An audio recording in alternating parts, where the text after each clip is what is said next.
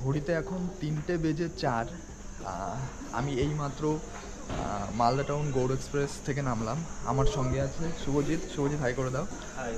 তো এই প্রথমবার আমি অন্যান্য এক্সপ্রেস ট্রেন মানে যদি আগে পৌঁছে দেয় সেই চিন্তা ভাবনা করি, কিন্তু এইবার মানে আমরা দুজনেই কিন্তু ভাবছিলাম যে ট্রেনটা যেন লেট করে। লেট করলে আমাদের সুবিধা হতো না, অবশ্যই।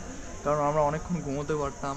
তারপরে মানে একটা এখানকারও একটা ব্যাপার ছিল, 3টেই নেমেছে, এখন স্টেশনে বসে থাকতে হবে, বসে থেকে আধা ঘন্টা 1 ঘন্টা আমাদের বসে থাকতে হবে, বসে থেকে তারপরে দেন আমাদের গন্তব্যের উদ্দেশ্যে রওনা দেবো।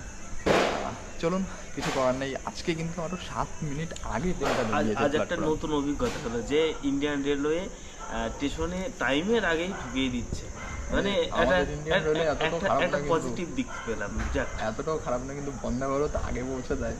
হ্যাঁ, বন্দে ভারতই হয়ে গেছে আজকে দেখি। সত্যি খুব সুন্দর।